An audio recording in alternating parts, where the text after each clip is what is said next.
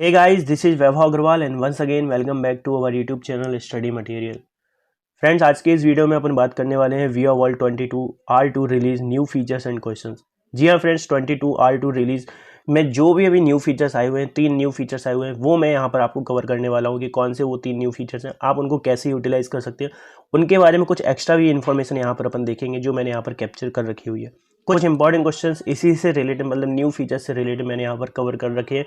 Important points आप उनको कह सकते हैं। तो अगर आप 22 R2 रिलीज आप एग्जाम देने जा रहे हैं तो ये वाला वीडियो आपके लिए बहुत ज़्यादा यूजफुल होने वाला है, तो वीडियो को एंड तक जरूर देखिएगा।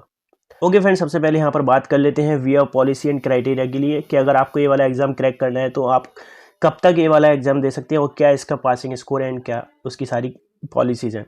तो सबसे पहले फ्रेंड्स डेडलाइन की बात कर लेते हैं। 16 दिसंबर को आपको ये लास्ट डेट है। 16 दिसंबर के पहले आपको ये वाला एग्जाम देना है कैसे भी करके। पासिंग स्कोर्स की बात करेंगे फ्रेंड्स तो 80% आपको यहाँ पर क्वेश्चंस में आपको मार्क्स लाने हैं, एग्जाम में मार्क्स आपको लाने हैं। तो टोटल नंबर ऑफ क्वेश्चन जो आपको मिलेंगे फ्रेंड्स 22 R2 रिलीज जो एग्जाम है उसमें मिलेंगे 10 क्वेश्चन, जिसमें आपको कम से कम 8 क्वेश्चन सही करने हैं, कुछ भी हो जाए। 9 क्वेश्चन सही है, 10 क्वेश्चन सही है, definitely it's a good score. बाकी कम से कम 8 क्वेश्चन आपकी 80% आपका स्कोर वहाँ पर होना चाहिए। सेकंड क्राइटेरिया, सपोज अगर आपका 80% स्कोर नहीं होता है लेकिन आपका स्कोर होता है 50% से 80% के बीच में, तो फिर आपको क्या करना पड़ेगा, आपको एक मेल नोटिफिकेशन जारी करना पड़ेगा, वीवा को एक मेल भेजना पड़ेगा ताकि वो आपको सेकंड अटेम्प्ट आपको दे सके। अगर आपका स्कोर 50% से ऊपर है लेकिन आपने क्रैक नहीं किया, मतलब 80% से आपका स्कोर कम है, तो आपको दूसरा अटेम्प्ट मिलेगा। और सेकंड अटेम्प्ट में आपको फिर से अगर 80% से आपका ऊपर आता है, एग्जाम में आपका स्कोर होता है, तो आप सर्टिफाइड हो जाएंगे वीवा के लिए, अदरवाइज नहीं होंगे। अगर फर्स्ट अटेम्प्ट में आपका स्कोर सपोज 50% से भी कम आता है फ्रेंड्स, तो आप इस वाले एग्जाम को फेल कर जाएंगे और सेकंड अटेम्प्ट भी आपको देने के लिए नहीं मिलेगा। ये सारी पॉलिसीज थी जो मैंने यहाँ पर आपको कवर कर रखी है। तो फ्रेंड्स आगे चलते हैं और देख लेते हैं 1 by 1 फीचर्स। और मैं आपको एक और हिंट यहाँ पर दे रहा हूँ कि 22 R2 जो रिलीज है, अगर आप ऑलरेडी वीवा सर्टिफाइड है और इसके अगर आप ट्रेनिंग वीडियोस देखेंगे, अगर ये वाला वीडियो भी आप अच्छे से देख लेंगे, ट्रेनिंग वीडियोस अगर आप स्किप भी कर देंगे, सही से नहीं देखेंगे, तो डेफिनेटली मैं कह रहा हूँ आप 90 to 100% स्कोर आराम से आप कर सकते हैं इस वाले एग्जाम में। ओके फ्रेंड्स, आगे चलते हैं और सबसे पहले यहाँ पर न्यू फीचर्स की बात कर लें। तो सबसे पहला न्यू फीचर्स है friends outbound package view and add dependencies. तो फ्रेंड्स यहाँ पर मैंने नोट्स लिखे हुए हैं, पहले इसको रीड आउट कर देता हूँ, फिर मैं आपको यहाँ पर अच्छे से उसको समझा दूंगा।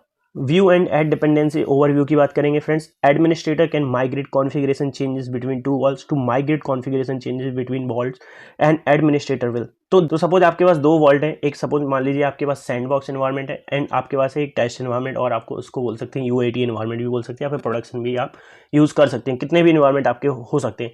तो अगर 2 एनवायरनमेंट के बीच में आपको चेंजेस मूव करने हैं, सपोज आपने सैंडबॉक्स में कोई चेंजेस बना दिए, अब आप चाहते हैं कि वो टेस्ट एनवायरनमेंट में भी रिफ्लेक्ट हो जाए, तो मैं उनको अब मैनुअली या फिर जैसे भी आपने चेंजेस करे हैं सैंडबॉक्स में, आप टेस्ट में भी वो सारी रिपीटेड प्रोसेस फॉलो नहीं करना चाहते हैं, तो उससे बचने के लिए यहाँ पर एक फंक्शनैलिटी दी गई थी वीवा की तरफ से, that is called outbound package. तो यहाँ पर एक आपको आउटबाउंड पैकेज यहाँ पर जाके आपको बनाना पड़ता है, एडमिनिस्ट्रेटर एंड से आपको जाना पड़ता है, वहाँ से आपको ऑपरेशंस में जाना होता है, वहाँ से आउटबाउंड पैकेज आपको सिलेक्ट करना होता है, तो वो आउटबाउंड पैकेज आपको क्रिएट करना होता है। आउटबाउंड पैकेज क्रिएट करने के बाद आपको वो एक्सपोर्ट करना है, और जिस एनवायरनमेंट में आप चेंजेस करना चाहते हैं उस वाले एनवायरनमेंट में आपको वो आउटबाउंड पैकेज इंपोर्ट करना होता है, तो उसको बोलते हैं अपन इनबाउंड पैकेज। फिर उसको आप डिप्लॉय कर देते हैं, तो ये सारे चेंजेस ऐसे रिफ्लेक्ट हो जाते हैं। लेकिन न्यू फीचर में अभी क्या आया हुआ है, व्यू एंड एड डिपेंडेंसीज। तो कुछ डिपेंडेंसीज रहती थी, जैसे सपोज आपने अभी सैंडबॉक्स में कुछ आपने पिक लिस्ट वैल्यू वगैरह क्रिएट कर दी किसी ऑब्जेक्ट के अंदर कोई, या फिर डॉक्यूमेंट फील्ड ले लेते हैं जिसमें आपने कुछ पिक लिस्ट वैल्यूज ऐड कर दी, या फिर कुछ और एडिशनल वैल्यूज ऐड कर दी किसी पर्टिकुलर फील्ड में, मान लेते हैं सपोज सैंडबॉक्स एनवायरनमेंट में। अब आपने उसका कंपोनेंट क्रिएट कर लिया, उसका आपने आउटबाउंड पैकेज में उसका कंपोनेंट आपने ऐड कर दिया, उसको एक्सपोर्ट कर दिया। अब आप इंपोर्ट कर रहे हैं उस पिक लिस्ट को मूव करने के लिए न्यू एनवायरनमेंट में, जैसे आपका हो गया वो सपोज टेस्ट एनवायरनमेंट या फिर प्रोडक्शन एनवायरनमेंट, राइट। लेकिन सपोज अगर यहाँ पर एरर आ सकता है फ्रेंड्स, अगर आपके टेस्ट एनवायरनमेंट में, अगर प्रोडक्शन एनवायरनमेंट में वो वाली डॉक्यूमेंट फील्ड ही नहीं है, तो वो पिक लिस्ट वैल्यू कैसे अपडेट होगी, राइट। तो इससे बचने के लिए अभी एक न्यू फीचर दिया हुआ है वॉल्ट वालों ने, that is called the two view and add dependencies. जैसे ही आप आउटबाउंड पैकेज क्रिएट करते हैं फ्रेंड्स, तो टॉप राइट कॉर्नर पे आपको जो 3 डॉट मिलते हैं जिसको बोलते हैं अपन एक्शन मेन्यू, राइट। तो एक्शन मेन्यू पे जैसे ही आप क्लिक करते हैं वहां पे एक आपको ऑप्शन होगा, विजिबल होगा, व्यू एंड एड डिपेंडेंसीज। तो जैसे ही आप उसके ऊपर क्लिक करेंगे तो आपको वो सारी डिपेंडेंसीज दिखा दी जाएंगे उस पर्टिकुलर कंपोनेंट से रिलेटेड। सपोज आपने कंपोनेंट में सिलेक्ट किया पिक लिस्ट वैल्यू, क्योंकि आपने सैंडबॉक्स में पिक लिस्ट में कुछ चेंजेस करे थे, राइट। तो अब उस पिकलिस्ट से रिलेटेड क्या क्या डिपेंडेंसीज हैं वो सारी आपको दिखा दी जाएंगी। और जैसे कि डॉक्यूमेंट फील्ड हो गया, डॉक्यूमेंट टाइप हो गया, कुछ भी हो सकता है कि वो वाली डॉक्यूमेंट फील्ड 4 से 5 डॉक्यूमेंट टाइप्स के लिए अवेलेबल हो, राइट। किसी मार्केट के ऊपर डिपेंडेंसी उसकी कुछ भी यहाँ पर हो सकता है, किसी प्रोडक्ट के ऊपर भी डिपेंडेंसी उसके ऊपर हो सकती है, राइट। लेकिन अब यहाँ पर एक कन्फ्यूजन आता है लोगों को कि अगर अपन क्लिक करते हैं directly view and add dependencies के ऊपर, तो वो कौन सी डिपेंडेंसी दिखाएगा, किस इन्वायरमेंट से रिलेटेड दिखाएगा, राइट। तो यहाँ पे एक कन्फ्यूजन बचने के लिए जैसे ही आप जब क्रिएट करते हैं आउटबाउंड पैकेज, तो जब आप आउटबाउंड पैकेज क्रिएट करते हैं तो वहाँ पे आपको कुछ पर्टिकुलर इन्फॉर्मेशन डालनी पड़ती है, राइट। जैसे समरी एक इंपॉर्टेंट फैक्टर होता है, जिसमें समरी आपको होता है मैंडेटरी, आपको समरी डालना पड़ता है, डिस्क्रिप्शन आप उसको बोल सकते हैं आउटबाउंड पैकेज में, राइट। तो वहीं पे एक आपको ऑप्शन मिलता है फ्रेंड, जिसमें आपको डालना पड़ता है टारगेट वॉल्ट एनवायरनमेंट का नाम डालना पड़ता है। टारगेट वॉल्ट एक एनवायरनमेंट है जिसमें जिस एनवायरनमेंट में आप पैकेज ये वाला मूव करना चाहते हैं उस एनवायरनमेंट का आपको वहाँ पे नाम सेलेक्ट करना पड़ेगा। सपोज आप सैंडबॉक्स से टेस्ट एनवायरनमेंट में जाना चाहते हैं तो टेस्ट एनवायरनमेंट आप वहाँ पे सेलेक्ट करिए जब सैंडबॉक्स एनवायरनमेंट में आप आउटबाउंड पैकेज क्रिएट करते हैं। फिर अगर आपने वहाँ पे पिकलिस्ट वाला कंपोनेंट वहाँ पर अगर आपने ऐड कर दिया है और फिर आप क्लिक करते हैं व्यू एंड ऐड डिपेंडेंसीज, तो जो भी डिपेंडेंसीज या फिर जो भी रिक्वायर्ड उसके डिपेंडेंट फील्ड्स हैं, डिपेंडेंट्स कंपोनेंट है और पिक लिस्ट के, और वो टेस्ट एनवायरनमेंट में अगर मिसिंग है तो वो वहाँ पर आपको शो होंगे। अगर सपोज जैसे मैंने आपको बताया डॉक्यूमेंट फील्ड आपने क्रिएट कर रखी है ऑलरेडी सैंडबॉक्स में, लेकिन उसमें कुछ पिक लिस्ट वैल्यूज आपने ऐड ऑन कर दी और टेस्ट एनवायरनमेंट में वो नहीं है, और फिर जैसे ही आपने आउटबाउंड पैकेज क्रिएट किया सैंडबॉक्स में और आपने क्लिक कर दिया वहाँ पे व्यू एंड ऐड डिपेंडेंसीज, और आउटबाउंड पैकेज क्रिएट करते वक्त आपने टेस्ट एनवायरनमेंट वहाँ पर आपने सेलेक्ट कर दिया, चूज कर दिया कि आप टेस्ट एनवायरनमेंट में अपने चेंजेस आप मूव करना चाहते हैं, तो फिर आपको ड्रॉप डाउन से वहाँ पे दिख जाएंगी सारी डिपेंडेंसी की टेस्ट एनवायरनमेंट में इससे रिलेटेड जो डिपेंडेंसी है इस पिक लिस्ट वाले कंपोनेंट से रिलेटेड कौन कौन सी मिसिंग है, तो आप उनको सभी को सिलेक्ट कर सकते हैं और फिर आपका आउटबाउंड पैकेज पूरा अच्छे से मूव हो प्रिपेयर हो जाएगा, मतलब सारे कंपोनेंट्स ऐड हो जाएंगे जो मिसिंग थे टेस्ट एनवायरनमेंट में।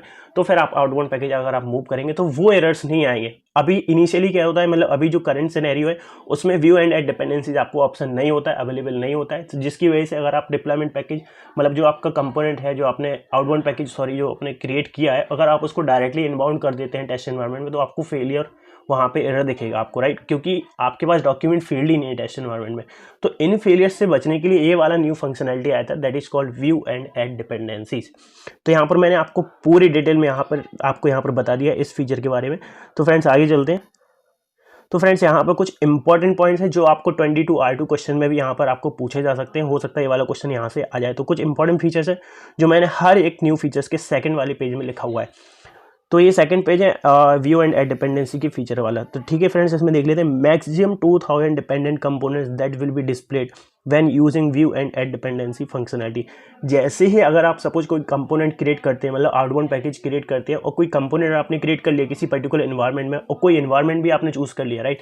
फिर जैसे ही अगर आप एक्शन मेन्यू से क्लिक करते हैं व्यू एंड ऐड डिपेंडेंसीज तो आपको मैक्सिमम 2000 डिपेंडेंट कंपोनेंट्स उस कंपोनेंट से रिलेटेड ही होंगे, मैक्सिमम 2000 ही आपको दिखने वाले हैं वहाँ पर। सेकंड पॉइंट की बात कर लेते हैं friends. If you forget to select the target vault field value while creating the outbound package, then view and add dependency function action will display all the dependent components including components that already exist in the target world।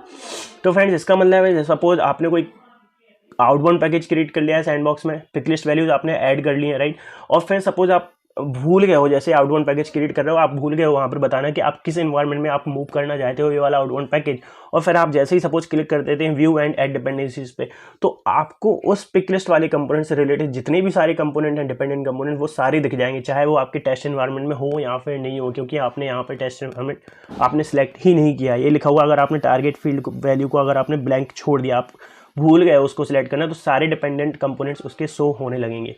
ये another point. तो ये दो important point हैं, तो इनसे आपके question बन सकते हैं डेफिनेटली 22 R2 रिलीज एग्जाम में। ओके फ्रेंड्स आगे चलते हैं और सेकंड न्यू फीचर की यहाँ पर बात कर लेते हैं। सेकंड न्यू फीचर है friend add documents to expanded search.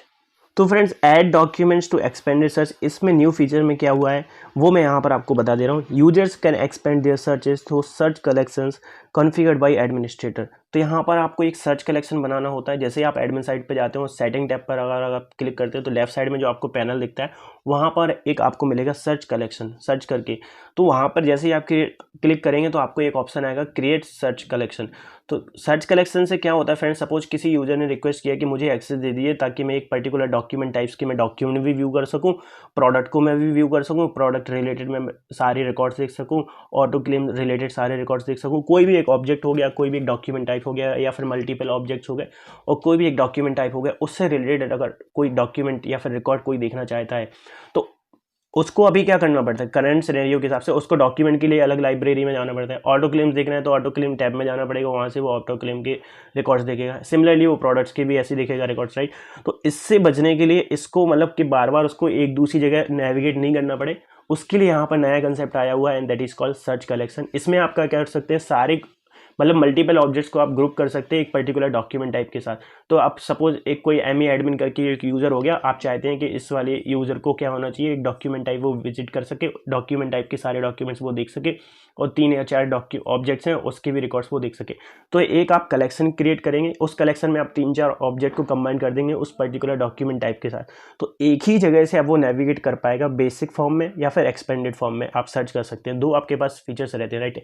Basic search कर सकते हैं आप, एक्सपेंडेड मतलब एडवांस सर्च कर सकते हैं। तो एडवांस सर्च में भी आपको ये ऑप्शन मिलेगी, कैपेबिलिटीज मिलेंगी कि आप एक ही कलेक्शन को सर्च कर सकते हैं, एक ही कलेक्शन में मतलब मल्टीपल ऑब्जेक्ट्स और डॉक्यूमेंट्स को आप एक ही जगह पे सर्च कर सकते हैं। तो ये फंक्शनलिटी इसके थ्रू यहाँ पर दी गई है, मैंने आपको बता दिया। एडमिन साइड पे आपको जाना है, सेटिंग, देन सर्च कलेक्शन, आपको वहाँ पर ऑप्शन मिलेगा लेफ्ट साइड में जो पैनल आता है, वहाँ से आप इसको क्रिएट कर सकते हैं इजीली।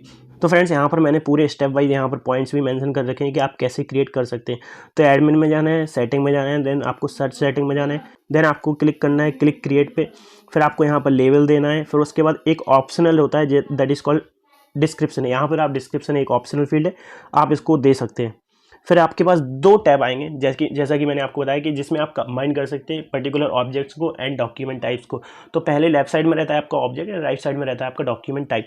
तो यहाँ पर लिखा हुआ है click on the object button in the collection section to add an object to the collection और the document button to add the documents to the collection. तो वही, अगर आपको अपने कलेक्शन में आपको ऑब्जेक्ट को ऐड करना है तो ऑब्जेक्ट के ऊपर क्लिक करिए, अगर आपको डॉक्यूमेंट ऐड करना है तो डॉक्यूमेंट बटन के ऊपर आपको क्लिक करना पड़ेगा। सपोज आपने कर दिया क्लिक ऑब्जेक्ट के ऊपर, तो फिर वहाँ से आपको ऑब्जेक्ट के सिलेक्ट करना पड़ेगा, या फिर डॉक्यूमेंट के ऊपर क्लिक कर दिया तो आपको डॉक्यूमेंट टाइप वहाँ पे सिलेक्ट करना पड़ेगा। फिर इसके बाद अगर जैसे ही आपने ऑब्जेक्ट के ऊपर क्लिक कर दिया तो फिर अंदर से आपको एक और फिल्टर मिलेगा कि किस ऑब्जेक्ट टाइप को आप सिलेक्ट करना चाहते हैं। तो ये अभी ऑप्शनल है, अगर आप इसको सिलेक्ट करना चाहते हैं तो ऑब्जेक्ट टाइप्स भी आप वहाँ पर ऑब्जेक्ट्स के अंदर से आप सिलेक्ट कर सकते हैं। 8 पॉइंट की बात करेंगे friends, if available you can set the options to allow expanded search on the collection in the related tab. Friends ये बहुत ज़्यादा इंपॉर्टेंट पॉइंट है 8th वाला, इसको हल्के में मत लीजिए, इससे रिलेटेड आपके क्वेश्चन भी आ सकते हैं। तो ये क्या होता है, जब आप कलेक्शन क्रिएट करते हैं, आपने ऑब्जेक्ट के ऊपर क्लिक कर दिया, आपने वहाँ पे फिल्टर लगा दिया कि मुझे प्रोडक्ट ऑब्जेक्ट चाहिए जिसका नाम स्टार्ट होना चाहिए फॉक्सी का से, कुछ भी हो सकता है, राइट, एलन को से स्टार्ट होना चाहिए, कुछ भी हो सकता है। सपोज आपने फिल्टर लगा दिया या फिर नहीं भी लगाया, तो फिर उसके बाद एक बॉटम में एक चेकबॉक्स होता है फ्रेंड, जिसका नाम यहाँ पर लिखा रहता है you can set this option to allow expanded search on the collection in the related tab. By default ये वाला चेकबॉक्स फ्रेंड्स अनसिलेक्टेड होता है। अगर आप इसको सिलेक्ट नहीं करेंगे तो आप एक्सपेंडेड सर्च मतलब आप एक कलेक्शन सर्च नहीं कर पाएंगे, तो यूजर को परमिशन इसके थ्रू नहीं मिलेगी, फिर वो सर्च नहीं कर पाएगा इस वाले ऑब्जेक्ट को, अगर आपने उसको टिक नहीं किया। तो इस चेक बॉक्स को आपको चेक करना ही पड़ेगा जब आप, अगर आप चाहते हैं कि आपका कलेक्शन में ये अथॉरिटी हो जाए कि वो ये वाले ऑब्जेक्ट को भी सर्च कर सके। 9th पॉइंट की बात कर लेते हैं फ्रेंड्स, ऑप्शनल है, जिसमें आप क्या कर सकते हैं, add up to 3 relationship to other objects. किसी ऑब्जेक्ट से अगर आपकी रिलेशनशिप है, आप जिसमें डिस्क्राइब करना चाहते हो, उसके ऊपर भी अगर आप परमिशंस लगाना चाहते हो कि ये वाली 3 जो ऑब्जेक्ट्स के साथ रिलेशनशिप है, इनको भी मैं चाहता हूँ कि इनको यहाँ पर इंक्लूड कर दूँ, या फिर किसी पेरेंट ऑब्जेक्ट को आप शो करना नहीं चाहते हो, पेरेंट ऑब्जेक्ट को आप उस कलेक्शन में ऐड करना नहीं चाहते हो, उनकी रिलेशनशिप में जो ऑब्जेक्ट्स हैं उनको आप ऐड ऑन कर सकते हो। तो केवल 3 ही ऑब्जेक्ट्स ऐसे आपको मिलेंगे, मैक्सिमम आप 3 ही मतलब उसमें ऐड ऑन कर सकते हैं। 10th पॉइंट की बात करेंगे फ्रेंड्स, एक आपको वहाँ पे क्राइटेरिया मिलता है VQL क्राइटेरिया, ये मिलता है आपको ऑब्जेक्ट्स के अंदर भी, डॉक्यूमेंट्स के अंदर भी। ये होता है ऑप्शनल, इसको आप छोड़ सकते हैं, मैंडेटरी नहीं है, ठीक है। और जैसा मैंने बताया था 8th पॉइंट में चेकबॉक्स मैंडेटरी नहीं है, ऑप्शनल है, लेकिन आपको ये चेकबॉक्स आपको चेक करना ही पड़ेगा अगर आप चाहते हैं कि आपका कलेक्शन सर्चेबल हो इस वाले ऑब्जेक्ट्स के लिए, ठीक है। और 11 पॉइंट की बात कर लेते हैं फ्रेंड्स, ये भी ऑप्शनल है, select the allow expanded search, ये वही सेम लिखा हुआ है, लेकिन ये ऑब्जेक्ट्स की डॉक्यूमेंट टाइप्स के लिए लिखा हुआ है, 8th पॉइंट में आपका लिखा था ऑब्जेक्ट्स के लिए। पॉइंट नंबर 12 की बात करें friends, click add to that specific object और the document type to the collection, you can add only 1 document type to the collection. तो डॉक्यूमेंट टाइप में केवल आप एक ही यहाँ पर क्या ऐड ऑन कर सकते हैं, केवल डॉक्यूमेंट टाइप आपका एक ही हो सकता है, ऐसा नहीं है। सपोज आपका MLR मटेरियल भी हो गया, मेडिकल लाइब्रेरी भी हो गया, ईमेल टेम्पलेट भी हो गया, मल्टी चैनल स्लाइड भी हो गया, ये 4 नहीं कर सकते, केवल एक ही डॉक्यूमेंट टाइप आप उस पर्टिकुलर कलेक्शन में आप ऐड ऑन कर सकते हैं, ठीक है। लेकिन जो ऑब्जेक्ट्स होते हैं फ्रेंड्स, आप 15 ऑब्जेक्ट तक उसमें ऐड ऑन कर सकते हैं। तो आपके पास कैपेबिलिटीज़ क्या हुई, सपोज आपको ऑप्शन मिल गया, कल के दिन क्वेश्चन आ गया आपका 22 R2 में कि आप इनमें से कौन कौन से ऑप्शंस के थ्रू आप एक कलेक्शन बना सकते हो। तो मैक्सिमम उसमें होना चाहिए कि आपके 15 ऑब्जेक्ट्स हो, अगर 16 ऑब्जेक्ट हैं तो आप उसको ऐड ऑन नहीं कर सकते, मतलब वो अथॉरिटी नहीं है। डॉक्यूमेंट टाइप मैक्सिमम आपका एक हो सकता है, मैक्सिमम ऑब्जेक्ट्स आपके हो सकते हैं 15, और ऑब्जेक्ट्स के जो रिलेशनशिप है, मतलब रिलेटेड जो ऑब्जेक्ट्स हैं आपके, वो हो सकते हैं मैक्सिमम केवल 3। तो फ्रेंड्स ये था न्यू फीचर्स के बारे में। सेकंड न्यू फीचर्स के बारे में, add documents to expanded search. I hope आपको ये वाला पॉइंट क्लियर हो गया होगा। न्यू फीचर मतलब आपको ये क्लियर हो गया होगा। ओके फ्रेंड्स, बात करते हैं third and the last new feature जो 22R2 में रिलीज हुआ है, and that is regarding support document roles as a reporting object. तो फ्रेंड्स इस न्यू फीचर के थ्रू एडमिनिस्ट्रेटर जो है उसके पास 2 न्यू रिपोर्ट टाइप क्रिएट करने की परमिशन अब आ जाएगी। That is first will be the document role and another will be the document with document role. तो फ्रेंड्स इनके थ्रू क्या कर सकते हैं, यूजर्स रिपोर्ट जनरेट कर सकते हैं डॉक्यूमेंट रोल्स के बारे में। तो सपोज आप चाहते हो कि पता करना चाहते हो कि ऐसे कितने डॉक्यूमेंट्स हैं जिनके पास ओनर परमिशन है, या फिर आप पता करना चाहते हो कि एक पर्टिकुलर अगर यूज़र है तो उसके पास कौन कौन सी परमिशन है, या अगर आप पता करना चाहते हो कि ऐसे यूजर्स निकालो जिनके पास ओनर रोल है और वो इनएक्टिव है, तो इस रिपोर्ट टाइप के थ्रू आप वो सब यहाँ पर डिटरमाइन कर सकते हो। यहाँ पर मैंने भी लिखा हुआ है, including document roles as a reporting object enable users to run report based on the documents and their user roles. Reports can be run to capture. तो इन रिपोर्ट से क्या क्या आप कैप्चर कर सकते हैं वो मैंने यहाँ पे लिखा हुआ है। Users and groups assign to each role on documents.